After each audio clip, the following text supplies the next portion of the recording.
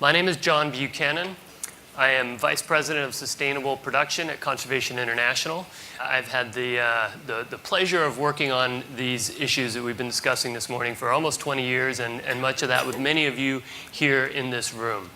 And it's been a long road, and one of the things that has me so excited about the Good Growth Partnership is the message that you heard this morning, is that we have finally gotten past the debate where we were for far too many years, that it was either about conservation or about sustainable production or sustainable agriculture. And we are now at the place where we know these are the same debate, these are the same argument. We have to figure out how do we do these issues together. If we want to sustainably manage forests, we have to help deal with poverty. If we want to address poverty in rural development, much of which depends on agriculture, most of which depends on agriculture, we need a healthy, thriving environment, because agriculture cannot succeed in a failing environment.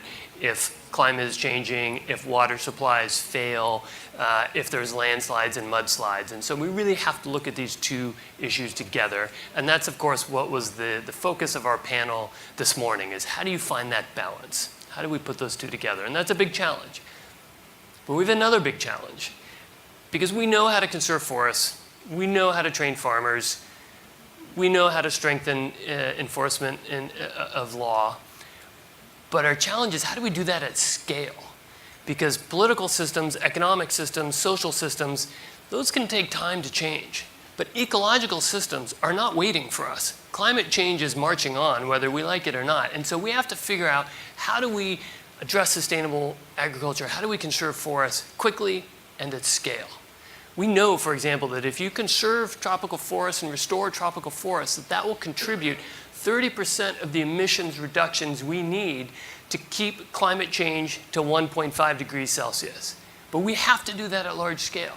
And that's why the Good Growth Partnership is looking not only at working in supply countries and working with producers and governments, but also working with companies and working with the private sector and supply chain to figure out, how can we leverage global trade mechanisms? How can we take advantage of the global reach that today's global corporations have to try and drive change at larger scale and more quickly, to get the economic development and the poverty alleviation that we must have at a large scale, and to conserve the forests that we need at a large scale.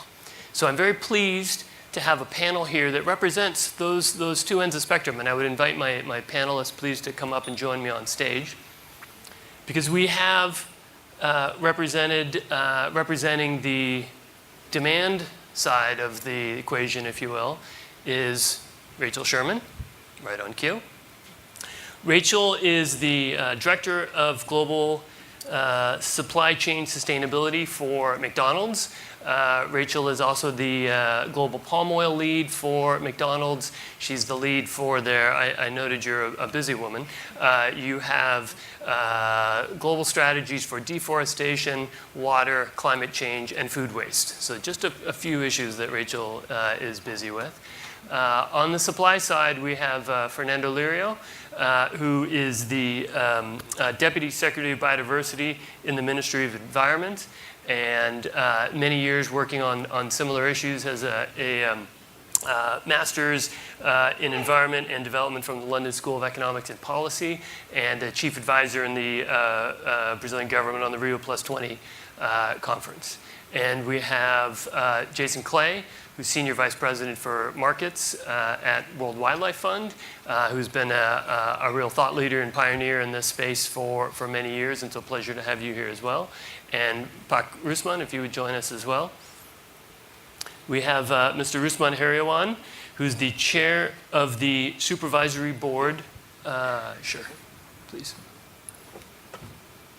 The chair of the supervisory board of the CPO fund within Indonesia. Pak Rusman was the vice chair for the Vice Minister of Agriculture from 2011 to 2014. So again, brings many years of experience in dealing with these issues. And you see both ends on the supply side and the demand side of the challenge that we face today.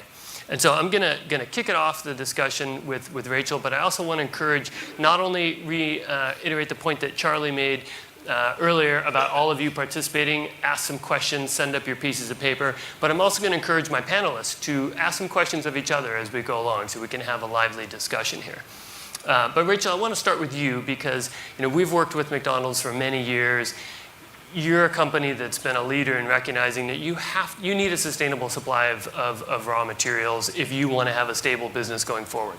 So you've done some amazing work in your own supply chain, but you guys have set an even higher bar, and you've been talking about getting other companies to follow suit. And could you tell us why, and more importantly, how do you go about that? Sure, and thank you for having us here and inviting us to this forum.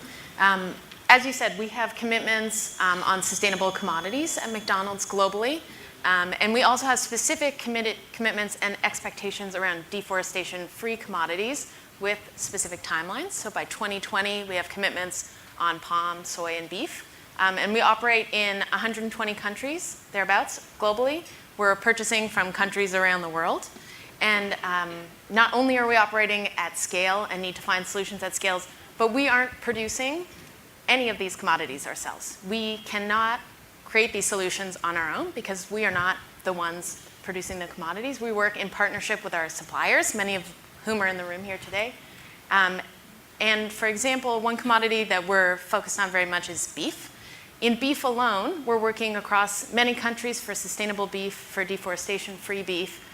If we wanted to have a fully traceable animal and purchase it and make claims around sustainability or deforestation-free, McDonald's, even as one of the world's largest beef consumers or buyers, does not purchase the entire animal. So we're purchasing trimmings, parts of the animal, and those are often the low-value parts of that animal. We need to work in partnership with other retailers who are purchasing maybe the higher-value cuts of meat. In addition, we have to do it in partnership with the producers of beef, for example. So in order to affect this change for any of the commodities that we have commitments on, we have to work in partnership with those who produce and supply those commodities that we serve to our customers. How do you do that? Do you have any examples of how you've done that or where you've done that successfully? Yeah, so one example that I visited recently, which I think is very exciting, is actually in the Amazon biome in Brazil. We previously had a commitment not to purchase any beef from the Amazon biome because of concerns around deforestation.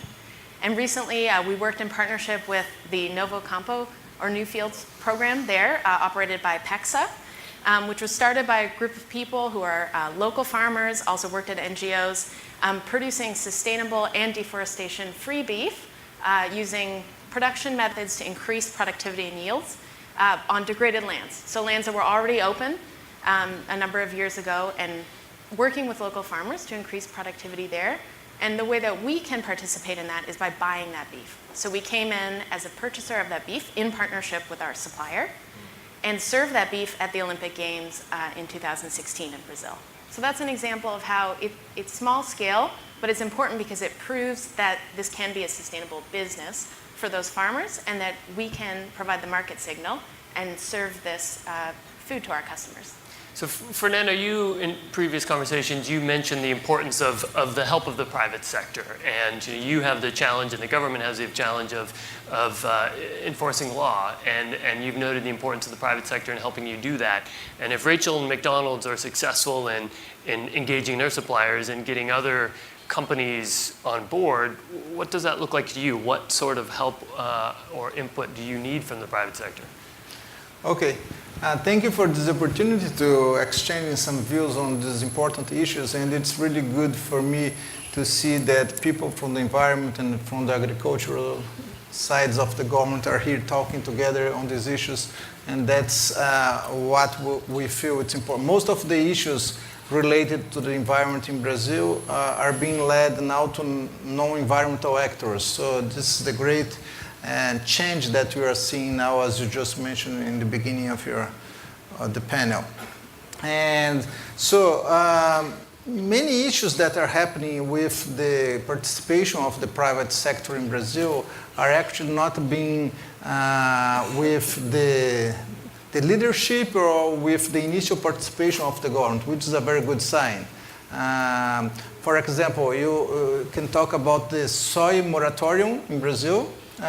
which was led by the private sector and by some organizations from the civil society, where they decided that they wouldn't trade or produce soybean from the forested areas in Brazil. So now you can say that soya is not an important vector of deforestation in Brazil, and that was something that started with the participation of the private sector and some organizations from the civil society with the participation of the consumer side, and then later on the government engaged in the initiative, and then it had a role, but it was not initially part of the process. And the project that we are discussing here from this partnership, the government is not formally part of the project. We discussed it on the project, we are endorsing the project, but we are not formally part of the project. But the government has a very important role in this.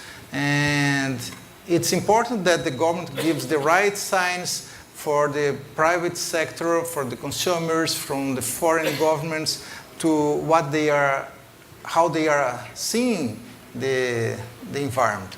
I was just seeing Marcelo formally speaking in the other panel what he's expecting from the government side, and he said he didn't complain about the environment, which is really good. Normally, the agricultural side would be complaining about the environment side of the government, about being too demanding. He was basically saying that we need to show another image. We need to show the way that we are producing.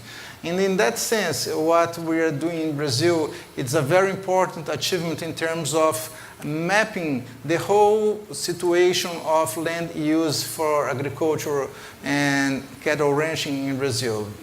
So with the new legislation in Brazil, all landowners must register their lands and describe exactly where the lands are, what they are doing in the lands, and what are the legal reserves in the land, what are the permanent protected areas in these lands.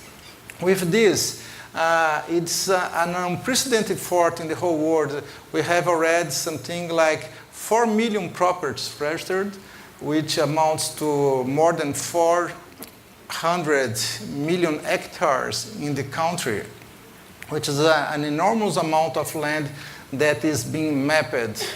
And now you have to go through the next stage, which is validating this data. We have lots of data, you must validate. But once you have this, you have lots of information to offer to all sides. And then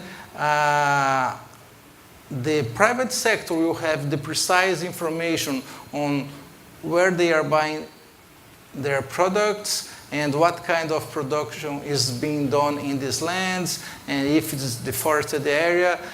Foreign governments will have the right information on where they are buying their imports, and the finance sector will have the right information on what kind of property they must finance or not. So the government has a very important role, which is to induce and to provide information on what is being done in the rural properties, so that the private sector, financial sector, foreign governments must have exactly the right information on what's happening, and that would be an answer to the question that Marcelo was saying formally. We have to show that we have a new pattern, a new standard of production in terms of rural production. But I think I also heard you mention there the finance sector, the production sector, foreign governments, and so that you're talking about bringing together multiple sectors together around this issue of legal compliance and sustainability, no?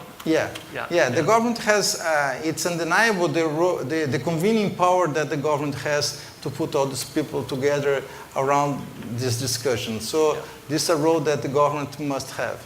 So that's a perfect segue to you, Pak Rusman, because you've been heavily involved in the Indonesian Sustainable Palm Oil Initiative, and now the platform, this initiative, Foxby.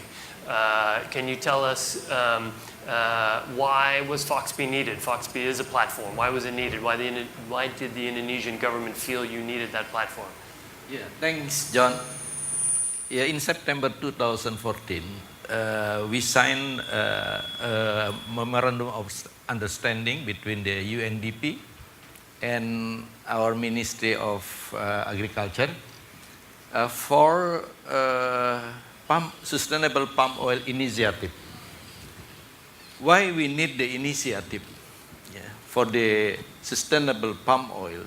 Because we realized before that the agencies, every agency or institution, even ministry, they were walking isolation. They work separately. They very less communication between them. Even they know, they understand, they believe that environment is our future. They concerned also about that, yeah. And then that is the reason why we need the initiative. In our long history of this initiative, later on we realized that we need kind of forum. We call the Indonesian Sustainable Palm Oil Forum. Yeah. In Indonesian, we call the Forum Kelapa Sawit Berkelanjutan. Berkelanjutan is mean the sustainable. And this is a forum for multi-stakeholder based palm oil based multi-stakeholder. Yeah, we want to strengthen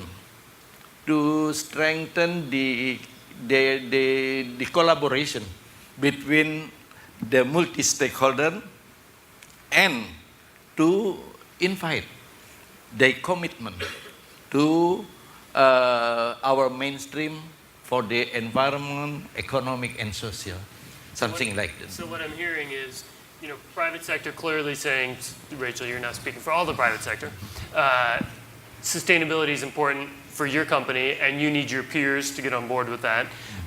Government of Brazil is saying we need the help of the private sector to support enforcement of their own law and to push the sector towards sustainability. Pak Rusman talking about these government-led platforms can help bring all those actors together. Yeah. That sounds hard. Too hard. And very hard. And complex. Yeah. Jason, you've been beating your head against some of these walls for many years. How can this good growth partnership best address that challenge? And should we be looking that ambitious to bring together all these different actors? Right. So I think I'd like to focus on the hard part of this challenge because I think we haven't really done too much on that yet. The premise here is that we can actually use the market to change the market and to change production. And that rests on a number of assumptions. One, we know where the markets are. Two, we know who are the big players in those markets. Three, we know what leverage points we have in each of those markets. And four, we know how to pull them. But I think the biggest thing we're discovering is that we're just not on the same page. So we have 44 definitions of deforestation commitments from companies. That doesn't help us. That actually makes things complicated. We haven't defined what deforestation is. So there are some things that we need to begin to do. And it's not just a market issue. It's also a policy issue. It's policies about zoning and land use planning and what we need to protect from a biodiversity and ecosystem service point of view, but it's also the enforcement of existing policies. A lot of the deforestation we care about is illegal. Let's call it what it is. How do we get rid of illegal deforestation in order to get to other more difficult questions about legal deforestation? So these are some of the things I think we need to focus on. It's also, we're looking at kind of one crop, one geography in production and maybe one or two geographies in consumption. The world doesn't work that way. So I know this is a pilot project, but this has special implications for kind of how we think about it. And in the meantime, We have climate change and all kinds of other things that are happening, global market shifts where North America and Europe don't dominate some of the markets we're talking about. And in some of these commodities, like beef, it's not globally traded very much from Brazil. It's more consumed domestically. So it's domestic markets we have to think about.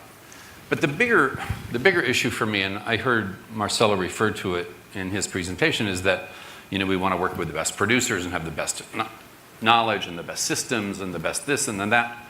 The problem is the issues that we care about are actually coming from the worst producers, not the best producers.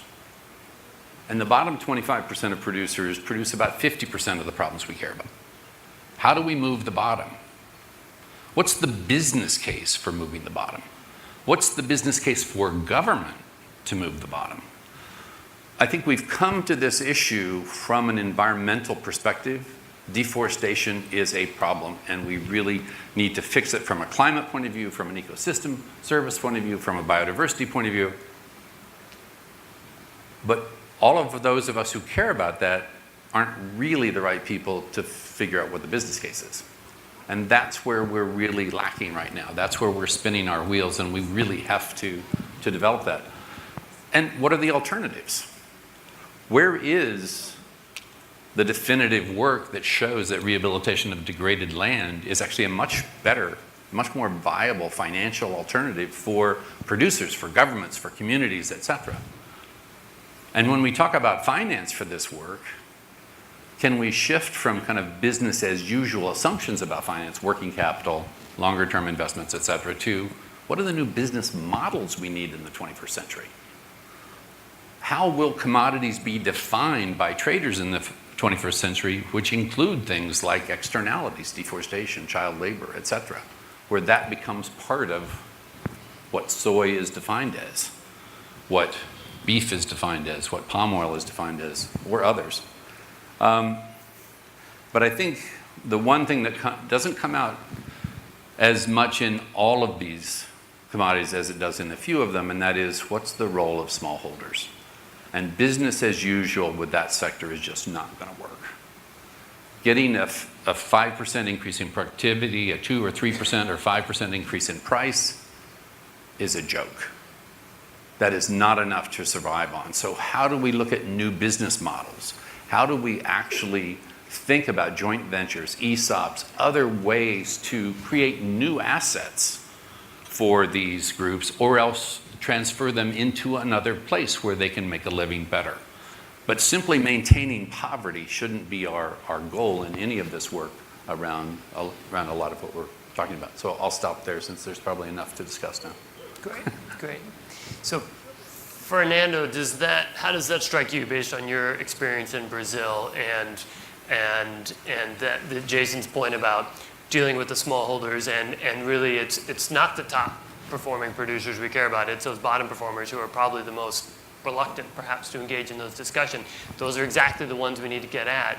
In your view in Brazil, this type of collaboration, these types of platforms, is that going to reach those? How do we get there? Yes, definitely this is a great challenge, as great producers are much more concerned and much more conscious, and they have much more scale to do issues that they will be according to the market and to the demands of consumers. Small producers are a part of the problem that, and every time you try to reach them in either scale, the question is, where is the money, and show me the money, which are the incentives. And this is part of the implementation of the new legislation that we are having in Brazil. We are going through stages, and the next part is exactly that. What kind of incentive do I have to comply with the legislation, and what I'm going to gain with that? And if you don't have the right signs from the government in terms of, okay, it's good to produce this way, so you have difficulties in that. So when I was talking about the percentage of lands that were already registered in this new system in Brazil, of course, most of them comes from the large producers, and we're still having to organize and to convince some resistant parts of the small producers that are still reluctant about what's going to do what's going to be done with the citizens. Like we are creating a big brother that will be just knowing everything that they are doing in their lands, and it's just going to be used against them, not in favor of them.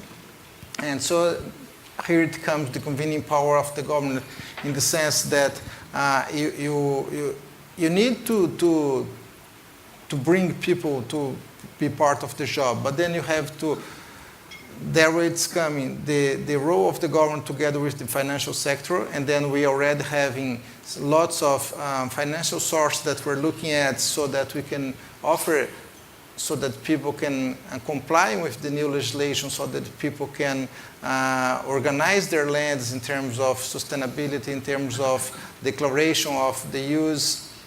We are working together with civil society in terms of many representatives from other sectors.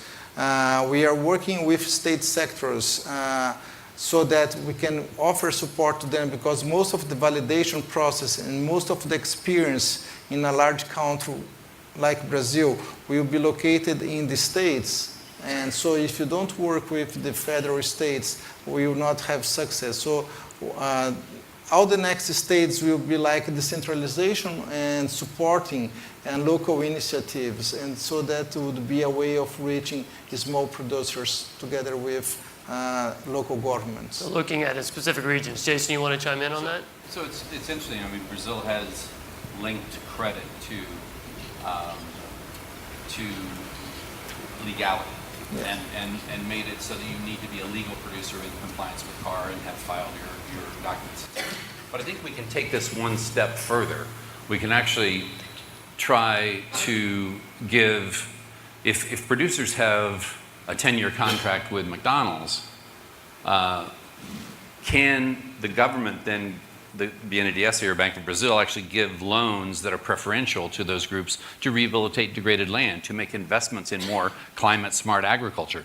Can we actually even reduce the cost or the interest rates of those loans if producers are building organic matter in the soil? Because that is actually a huge asset that they've got. So can we make finance climate smart? Can we make finance which coming from government, because basically governments finance most of the productive stuff. Can we start thinking about how to do that and how to use the current market systems and trade and longer term contracts and other things to send signals that don't actually cost the companies any? They're going to buy these products anyway, but it lets the banks have an asset that's in hand with the producers that they can use to lend money. Yeah, definitely this would be the kind of incentive that you might have, because if you just make the link between legal compliance and finance, okay, that's okay, you are complying and then you get, but then you need to provide the right incentive for those who go beyond the legislation. Exactly. And that's the great challenge. And those who will be doing more, those who will be producing organically, those who will be preserving more, will be, so that's the next step. And then we are already working, just mentioned the BNDES, which is the National Bank for Economic and Social Development. And then we are just to organize the way that we can organize finance in terms of giving the right signs for small producers. Great. So continuing on that, there's some questions starting to come in from the floor. And again, I would encourage people send in thoughts, questions. And it relates to a bit the smallholder question and this is for you, Jason, as to how long, you mentioned transitioning away from the smallholder model at some point. How small is too small? How do we get away from that model? Right. How long do you think it'll take to transition away from that? Every society is in the process of doing this everywhere in the world. I mean, there are fewer smallholders every year than the year before. If you look at it globally, this is happening. There are just no incentives. There's no focus on capacity to make the transition easier for some of those groups.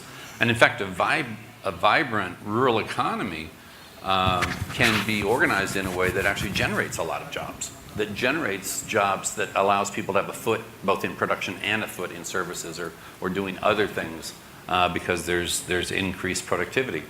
But I think the one place where we've really failed is to look at new models of production, like employee stock option programs in rural areas where communities are joint venture partners in a palm oil plantation, where the community owns the land and part of the factory, not just the land and the production, so that they have access to and part of their assets are the value that's added to their production as it moves through the system.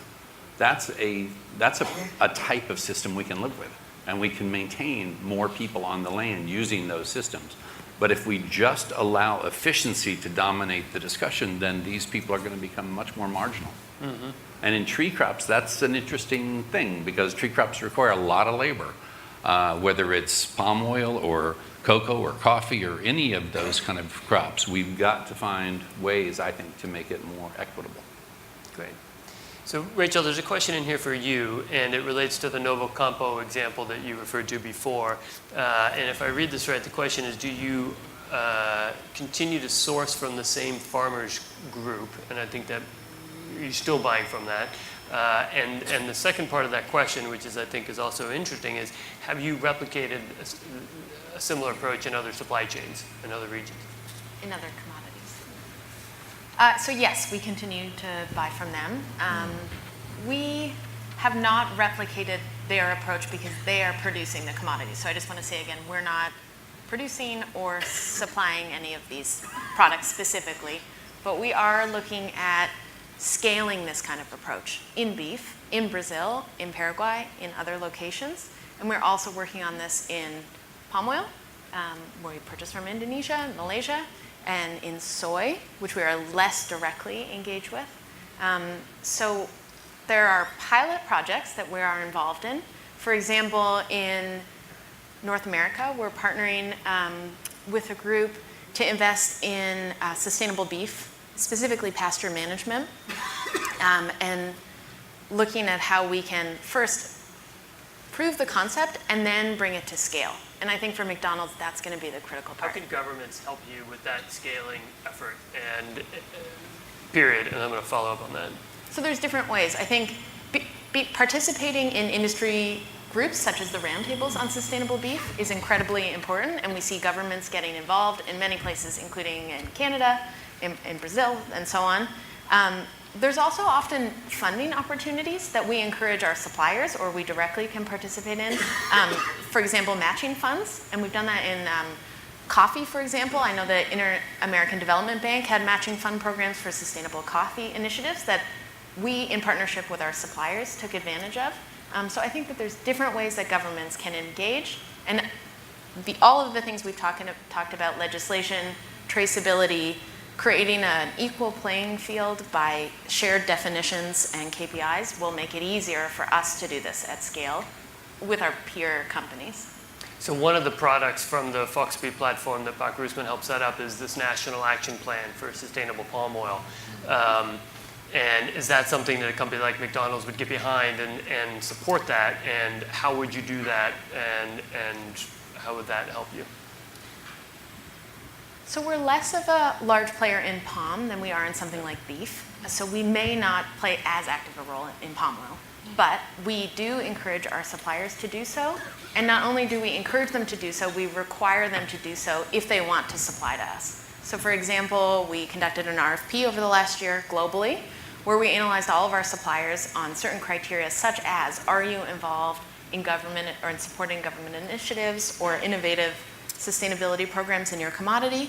And companies that could not prove to us that they have those abilities will not continue to supply to us, or we will work in partnership with them to create opportunities for them to be engaged in things like that.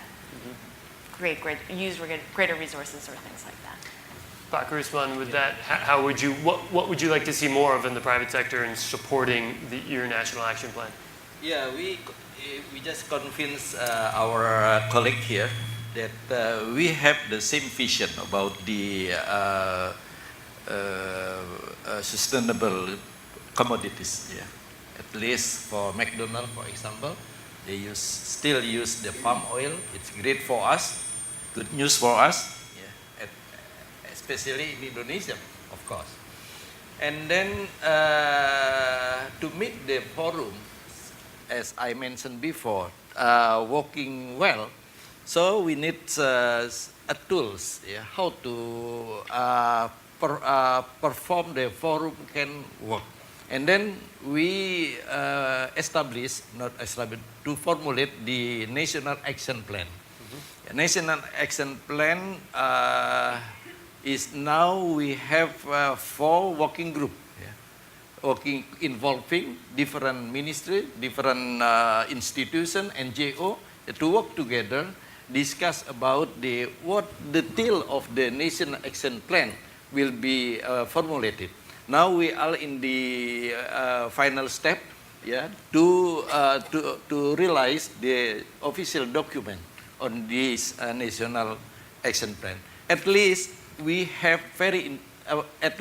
4 interesting components in the National Action Plan. One is the capacity building for smallholder. The interest issue for the capacity building for smallholder is replanting, because most of them, the smallholder, the age of the trees they own is about 25 up to 30 years. The trees, palm oil trees, it's not going to be benefited them anymore. So should be replanting. Problem is they don't have any financial support. In 2015, for example, 7 ministers agreed to establish we call the CPO Fund Agency.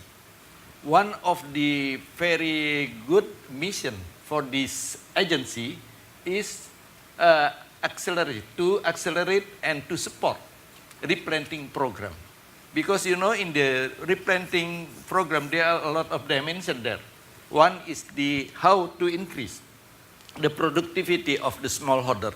The palm oil owned by smallholder, only 2 tons per hectare a year in the average, compared to the national average, 5 tons per hectare, almost double. So through the replanting, we want to increase their productivity and also to support the Indonesian sustainable palm oil. So This is clear opportunity there for clear private opportunity. sector to support the smallholders with replanting. There was a related question on smallholders, if I could continue on that theme. We've talked a lot about smallholders and the challenges. We've talked about technology and innovation, and there's a question is, there's new technologies, there's disruptive technologies coming into the agriculture sector, and this is a question for anyone on the panel. Which of those technologies will help smallholders? Some of them might displace smallholders. Which technologies can best help smallholders? Anybody who wants to take that? Definitely ones that reduce the susceptibility of their production to diseases or drought, etc. But I think they're never going to be as benefited as some of the larger, more efficient producers are. I think the technologies that are going to benefit them most are maybe around the business models themselves, and how you change those, how you break out of a model that's about 100 years old, and see if there's another way to organize business on the ground. And I think the one thing that hasn't come up yet today that maybe we should put on the table at least is that climate change is going to change where we produce commodities and how we produce commodities. And I think that means that we have a very static approach to how we're thinking about this right now that needs to maybe change, because climate change is going to cause, literally in the case of deforestation, the cutting edge to move into new places that are better suited. But there's going to be the other side, which is going to come out of production, where we need to focus just as much attention on what's the next crop for those guys to produce as well. So as we move away from an area, we've got the laggards that are still in that, still producing or producing less efficiently every year. How do we get them into something else that's better more quickly? Yep. So these are things where we just have to be thinking a little more systemically, I think, than we are. Great. Well, thanks, Jason, and thanks to our whole panelists. I've been told we need to wrap up, but I think that was that last point was a good one in terms of the innovation. So we'd said before, and what we heard out of this panel is we clearly need active engagement of government, but we also need the private sector working in partnership. And one of the mechanisms to bring those together is through some of these dialogue platforms. And I'd said earlier, one of our challenges is to use those different elements to scale. But I think we heard coming out of the discussion that it isn't just about scaling and systemic change, it's also about the innovation that needs to be part of that, because as we heard earlier, there is no one model. Ibu mentioned that earlier, there is no one model for sustainability, and we need to continue that innovation. And I would argue it's through these same types of dialogue platforms and engagements, initiatives like the Good Growth Partnership, I think we can create those laboratories for innovation by working up and down that value chain and across the landscape, as you just mentioned, Jason. So thanks again to my panelists, thanks to the audience, and thanks for the questions from the floor. And